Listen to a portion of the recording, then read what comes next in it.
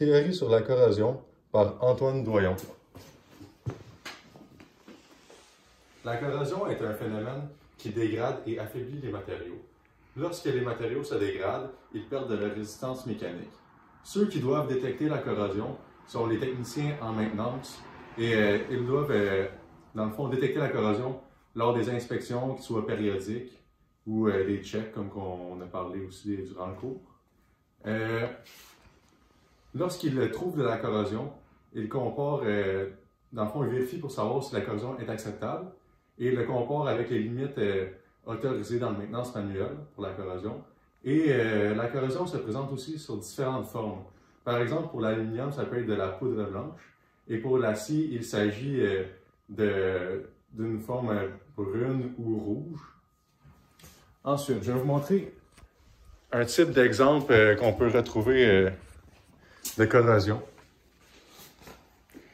Ici, dû aux conséquences de la résistance, que les matériaux ont perdu la résistance mécanique, il y a eu plusieurs accidents fatals causés par les structures corrodées qui se sont brisées en vol.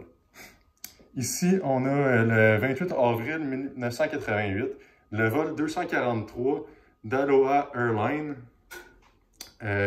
a vu son fuselage complètement arraché. Une hôtesse de l'air a été emportée et, dans le fond, elle est décédée, ainsi que 65 passagers et membres de l'équipage ont été blessés. Le rapport de l'enquête conclut que l'accident aurait été causé par la fatigue par des criques de corrosion, car l'avion était en opération seulement au-dessus de la mer. Ça, c'est des preuves que l'environnement peut jouer une grande importance dans la corrosion. Et dans le fond aussi, la corrosion, avec cet accident-là, on peut voir que c'est un phénomène qui est à prendre très au sérieux et à ne pas négliger en aéronautique.